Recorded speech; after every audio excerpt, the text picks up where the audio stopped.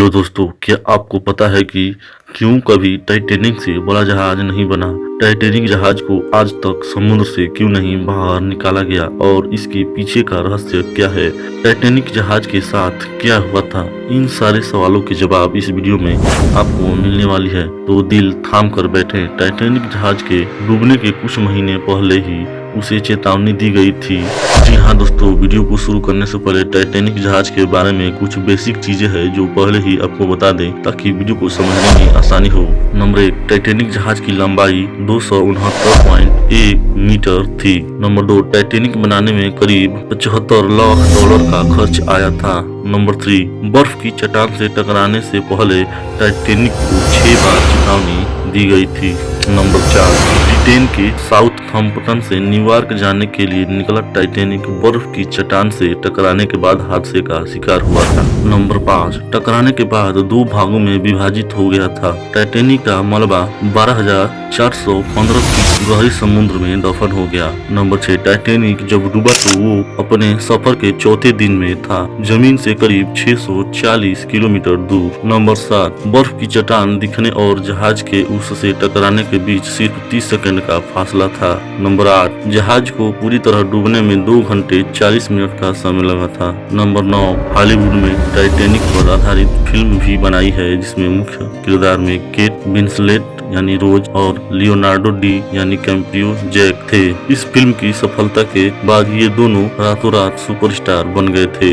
Number 10, Titanic जब रवाना हुआ तो उस पर कुल 2224 यात्री और क्रूज मेंबर सवार थे, लेकिन जहाज के डूब जाने से 1517 लोग मारे गए और 706 लोग बचाए जा सके। जी हाँ दोस्तों, टाइटैनिक के बारे में तो आपने बहुत पढ़ा और सुना होगा। हम फिल्म की बात नहीं कर रहे हैं, बल्कि उस असली टाइटैनिक जहाज की बात कर रहे हैं जिस पर फिल्म बनी थी। दुनिया की सबसे बड़ी जहाज के तौर पर विख्यात टाइटैनिक को डूबे 108 साल हो चुके हैं। लोगों को पता है कि उसका मलबा कहाँ है, लेकिन आज तक उस मलबे को समुद्र से बाहर नहीं निकाला गया। क्या आप जानते हैं कि ऐसा क्यों है? तो चलिए आपको इसके बारे में विस्तार से बताते हैं, जिसे जानकर आप हैरान हो जाएंगे। टाइटैनिक 10 अप्रैल 1912 को अपनी पहली यात्रा पर ब्रिटेन के साउथहैम्पटन बंदरगाह से न्यूयॉर्क के लिए निकला था। इसे पता था 10 अप्रैल 1912 में इंग्लैंड के पोर्ट से रवाना हुए टाइटैनिक जहाज का पहला समुद्री सफर आखिरी सफर में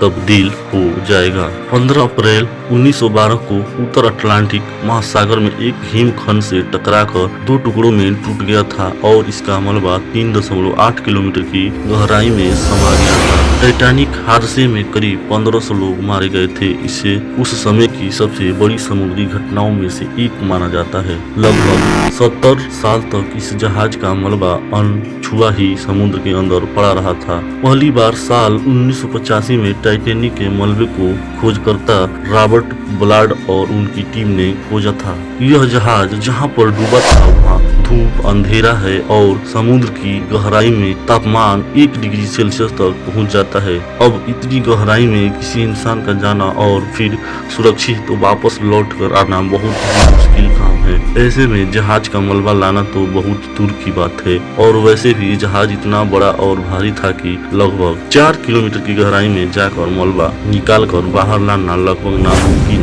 है।